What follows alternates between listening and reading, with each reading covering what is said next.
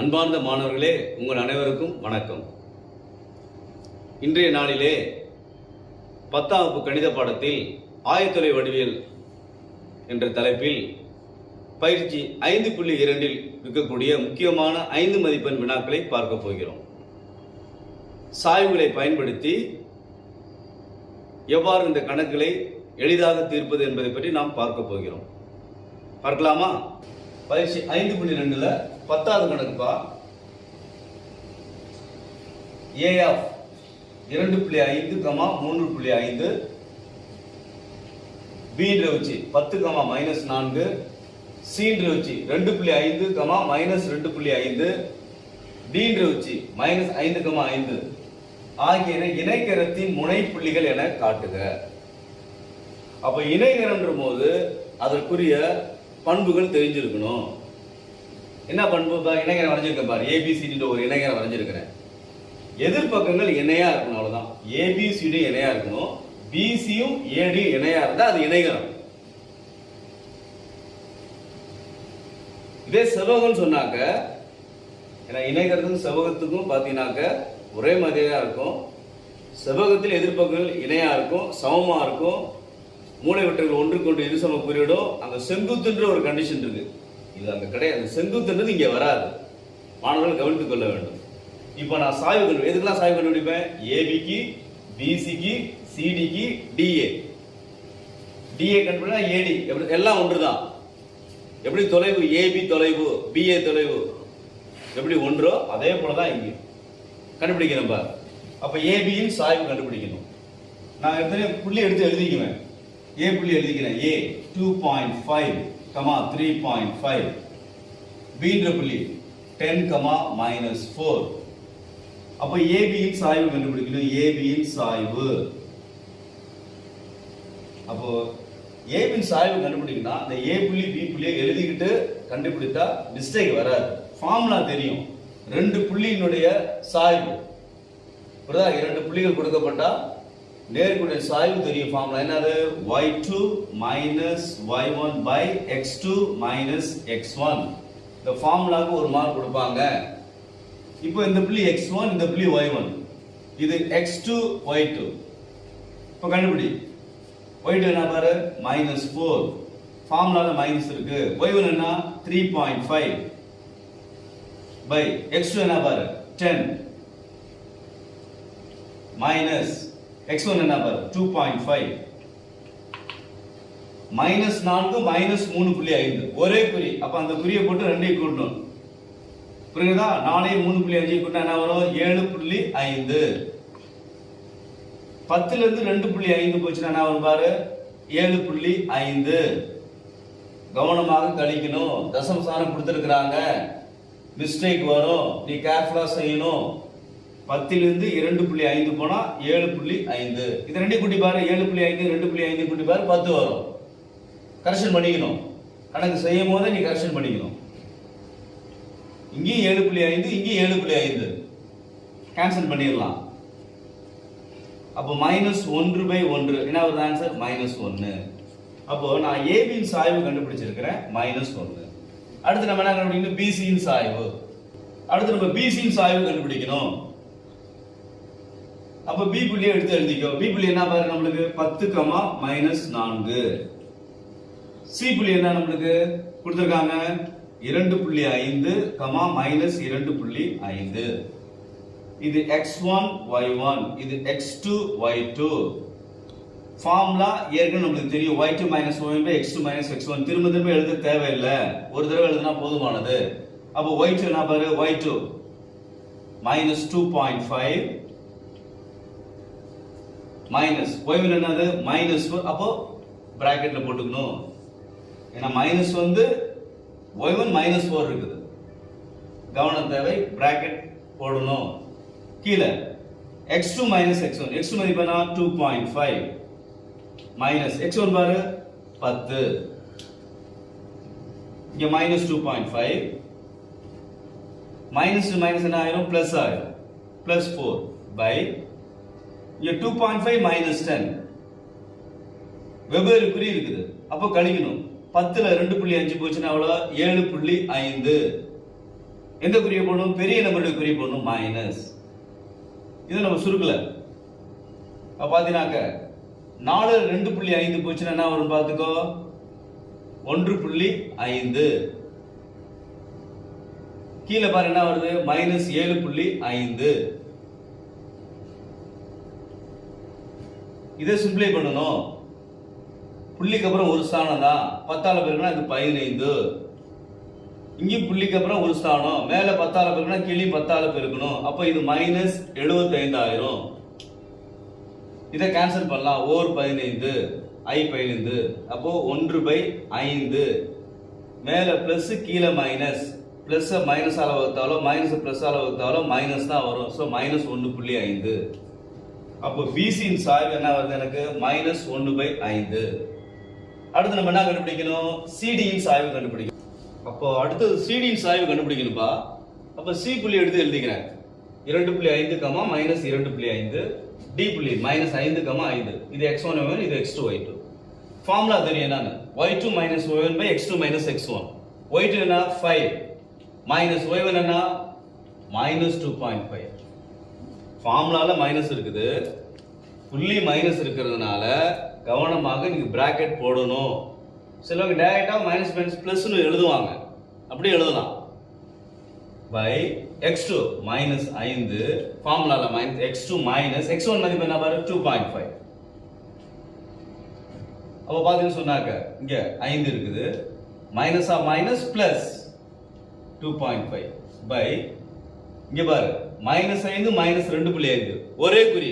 அப்போ அந்த குறியை போட்டு 2ஐயும் கூட்டணும். என்ன வரும் உனக்கு 7.5. அப்போ 5ஐயும் 2.5 கூட்டினா 7.5.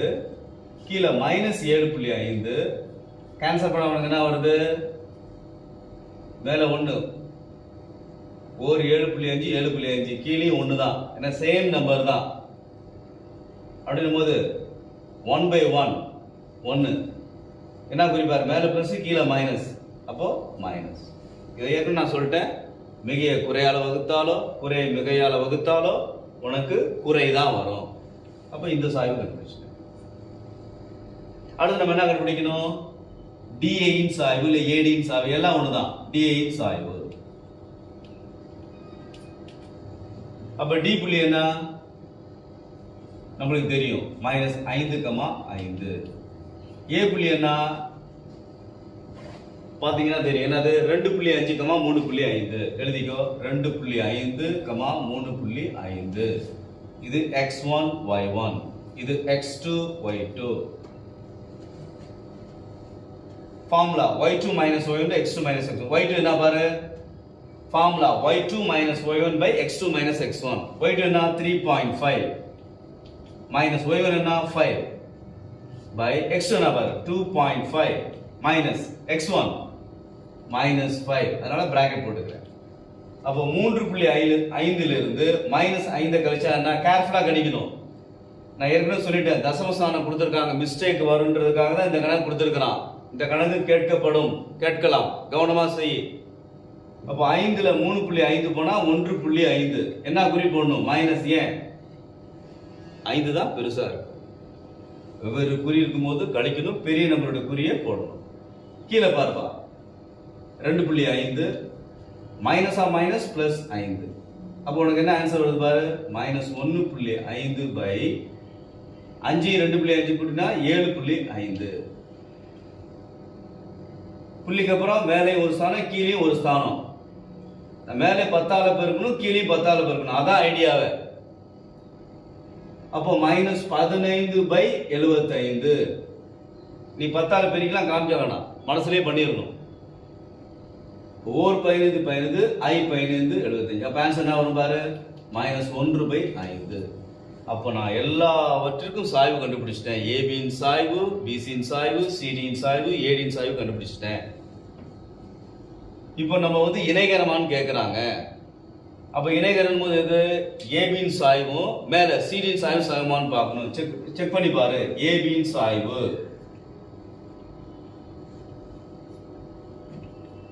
சிடியின் சாய்வு சமமா? ஏபியின் சாய்வு என்ன கண்டுபிடிச்சோம் பாரு. ஏபியின் சாய்வு நம்மளுக்கு தெரியும் நல்லாவே. ஏபியின் சாய்வு -1. சிடியின் சாய்வு என்னன்னு பாரு. இப்ப கண்டுபிடிச்சோம் -1. புரியுதா? ஏபியின் சாய்வு சிடியின் சாய்வு சமமா வந்திருக்குது. எழுதிட்டேன். அடுத்தது பாரு. அப்ப இணைகரம் வரைஞ்சிக்கோ. ஏபிசிடில எனக்கு ஏபியின் சாய்வும் சிடியின் சாய்வும் சமமா வந்துருது. அடுத்து இன்னும் பேலன்ஸ் என்ன நம்மளுக்கு பிசியும் ஏடியும் இவருடைய சாய்வு சமமானு பார்க்கணும். ரெண்டு சாய்வு சமமா வந்தாக்க எதிர்பக்கங்கள் இணையா இருக்கும். புரியுதா? ஏபியின் சாய்வும் சிடியின் சாய்வு சமமான என்ன அர்த்தம்?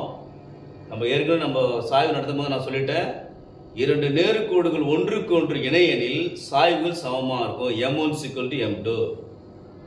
இரண்டு கோடுகளின் சாய்வுகள் சமம்னாக்க அந்த கோடுகள் இணையாக இருக்கும். இது நம்மளுக்கு நன்றாக தெரியும். அதை ரெகுலேட் பண்ணிக்கோங்க. அதை தான் நான் சொல்றேன். புரியுதா?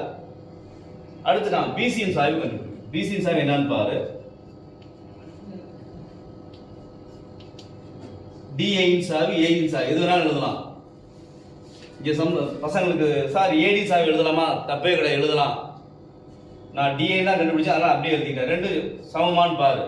பிசியின் சாய்வு என்ன பாரு. பிசியின் சாய்வு நம்ம கண்டுபிடிச்சிருக்கிறோம். பிசியின் சாய்வு வந்து -1/5.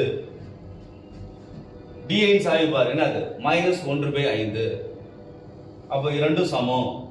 அப்ப பாத்தீங்கன்னு சொன்னாக்க இந்த சாய்வுமே எனக்கு சமமா வந்துருக்கு. அப்ப இந்த ரெண்டு பக்கங்களும் ஒன்றுக்கு ஒன்று இணை. அப்ப ஏற்கனவே ஏபியும் சிடி இணைன்னு சொல்லியிருக்கிறேன். இப்போ பிசியும் ஏடி இணைன்னு சொல்லியிருக்கிறேன். அப்ப இணைகிறது பண்புகள் என்ன? எதிர்பக்கங்கள் என்னவா இருக்கும்? இணையாக இருக்கும். therefore ABCD இணைகரத்தை அமைக்கும். புரிகிறதா மாணவர்களே? மாணவர்களே, அடுத்து 12வது கணக்கு பாருங்க. A 3, -4, B 9, -4, C 5, -7, D 7, -7 ஆகிய புள்ளிகள் ABCD என்ற சரிவகத்தை அமைக்கும் என காட்டுக. போன கணக்கு இணைகரம் அமைக்குமான்னு கேட்டாங்க. எதிர்பக்கங்கள் இணையா இருந்தா இணைகரம் அமைக்கும். M = y2 - y1/x2 - x1 என்ற இரண்டு புள்ளிகள் கொடுக்கப்பட்டால் அதற்குரிய சாய்வு ஃபார்முலாவை பயன்படுத்தி அந்த கணக்கை நம்ம செய்தோம். இங்கேயும் அதே தான். ஏபியின் சாய்வு, பிசியின் சாய்வு, சிடியின் சாய்வு, டிஏயின் சாய்வு கண்டுபிடிக்கணும். கண்டுபிடிக்கிறேன் பாருப்பா. ஏபியின் சாய்வு ஃபார்முலா y2 - y1/x2 - x1 கண்டிப்பா ஃபார்முலா எழுதணும். இதற்கு ஒரு மதிப்பெண் உண்டு. ஏபி உச்சியை எடுத்து எழுது, மிஸ்டேக் வராது. ஏ உச்சி எழுதியிருக்கிறேன், பி உச்சி எழுதியிருக்கிறேன், அதுக்கு பேர் கொடுத்துட்டேன். x1 y1 x2 y2 கொடுத்துட்டேன். ஃபார்முலா அப்ளை பண்ணு. y2 என்ன பாரு? -4. ஃபார்முலால மைனஸ் இருக்குது. y1 என்ன? -4. பிராக்கெட்ல போடணும். இந்த மைனஸ் வந்தாவே கவனமா இருக்கணும். மிஸ்டேக் வர்றது வாய்ப்புகள் அதிகம். By x2 - x1. x2 என்ன?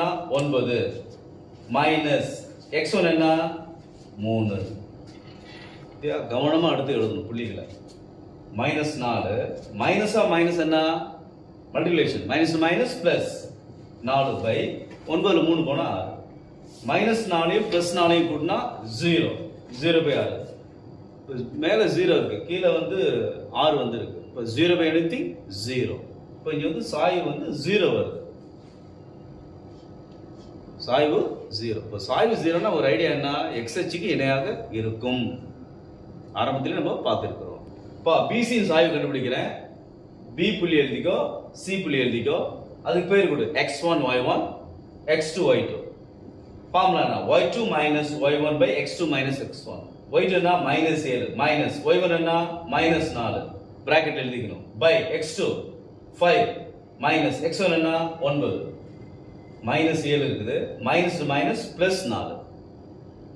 இந்த கணக்குல பாத்தீங்கன்னா இந்த மைனஸ் இன்டு மைனஸ்ன்றது வருது. ரொம்ப கேர்ஃபுல்லா செய்யுங்க. பை 5 - 9 வெவ்வேறு குறி இருக்குது. பெரிய நம்பர்ல இருந்து சின்ன நம்பரை கழிச்சிடணும். பெரிய நம்பர் குறியை போட்டுக்கணும். -7லையும் 4ஐயும் கூட்டினாக்க -3. கீழே -4 வருது. மேலே மைனஸ், கீழே மைனஸ். ஸோ இந்த மைனஸும் கேன்சல். 3/4. இந்த ஆன்சரை பத்திரமா வச்சுக்கோ. அடுத்து நம்ம என்ன சாய்வு கண்டுபிடிக்கணும்? சிடியின் சாய்வு கண்டுபிடிக்கணும். சிடியின் சாய்வு பாருப்பா, சி புள்ளி 5, -7 அதை x1 வச்சுக்கிறேன். டி புள்ளி 7, -7 அதை x2 y2 வச்சுக்கிறேன். Formula y2 -7 minus formula minus இருக்கு, y1 என்ன -7 பிராக்கெட் எழுதி இருக்கிறேன் by x2 7 formula minus x1 என்ன 5. இப்போ -7 இருக்குது, மைனஸ் மைனஸ் வித்தியா வந்து வித்தியா இங்கேயும் மைனஸ் மைனஸ் பிளஸ் 7 பை 7 5 போனா 2 -7 பிளஸ் 7 கூட என்ன வரும் 0. அப்போ 0 பை எனிதிங் 0. இங்கே சாய்வு 0, சிடியின் சாய்வு 0 வருது, x அச்சுக்கு இணையாக இருக்கும்.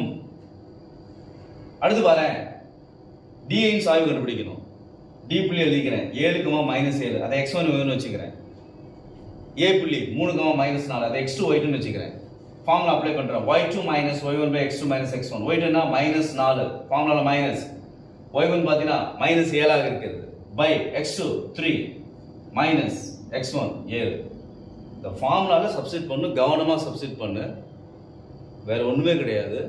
பெருக்கல், அதுக்கப்புறம் கூட்டல் இல்லைன்னா கழித்தல், 3 தான், வேற ஒன்றும் கிடையாது. அப்போ -4 இருக்கு, minus into minus plus 7 by 3ல 7 போச்சுன்னா வெவ்வேறு குறி இருக்கு, பெரிய நம்பர் சின்ன நம்பரை கழிக்கணும். 7ல 3 போனா 4, பெரிய நம்பர் குறியை போட்டுக்கிறேன். இங்கே அதே போல 7ல 4 போனா என்ன வரும் 3 தான். அப்போ 3 பை -4. மிகையை குறையால வகுத்தாலும் குறைய மிகையால வகுத்தாலும் குறைதான் வரும், அதனால மைனஸை பொதுவாக போட்டுக்கிறேன். அப்போ இதோட சாய், இப்போ எல்லாத்துக்கும் சாய்வு கண்டுபிடிச்சிட்டேன். இப்போ சரிவு கூட நான் பாரு, நான் படம் வரைஞ்சிருக்கேன் பாரு, ஏபிசிடி சரிவு படம் வரைஞ்சிருக்கிறேன். முக்கிய குறிப்பு என்ன, ஒரு சோடி எதிர்பக்கங்கள் இணை. இங்க எது இணை? குட், ஏபியும் சிடியும் இணை. எது இணை இல்ல? பிசியும் ஏடியும். நிறைய மாணவர்களுக்கு தெரியாது. வர இந்த பிசி இதை இப்படியே எக்ஸ்டெண்ட் பண்ணிட்டு போ, ஏடி எக்ஸ்டெண்ட் போகும், ஒன்றை ஒன்று வெட்டி கொள்ளும், புரியுதா? இணையா இருக்காது. ஆனா இது எக்ஸ்டெண்ட் ஏபி எக்ஸ்டெண்ட் பண்ணி போ, சிடி எக்ஸ்டெண்ட் பண்ணிட்டு போ, ஒன்றுக்கு ஒன்று வெட்டவே வெட்டாது. அதனால அது இணைன்னு சொல்றேன், கவனமா இருங்க. இப்போ பாத்தீங்கன்னா நான் கண்டுபிடிக்கணும் எது ஏபிசிடி இணையானு. அப்ப என்ன பண்ணணும், இந்த ரெண்டு சாய்வும் சமமானு பார்க்கணும். ஏபியின் சாய்வு பாரு, ஏபியின் சாய்வு என்ன ஆகுது நம்மளுக்கு 0, சிடியின் சாய்வு என்னன்னு பாரு 0. அப்போ ஏபி சிடி ஒன்றுக்கு ஒன்று இணை.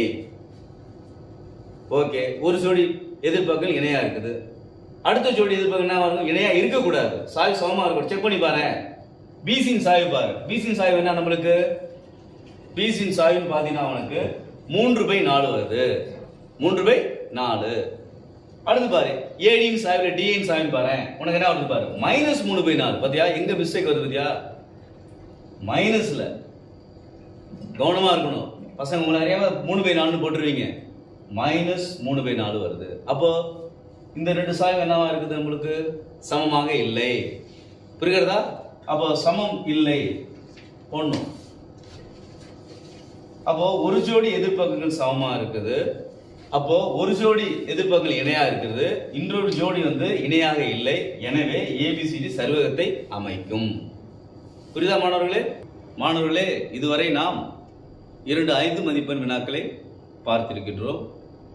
ஒன்று, கொடுக்கப்பட்ட 4 உச்சிகள் இணைகரத்தை அமைக்குமா சரிவகத்தை அமைக்குமா என்பதை பற்றி நாம் பார்த்திருக்கின்றோம். இந்த 2 கணக்குகளில் மாணவர்கள் நன்கு செய்து பாருங்கள். மீண்டும் அடுத்த காணொளியில் சந்திப்போம். நன்றி, வணக்கம்.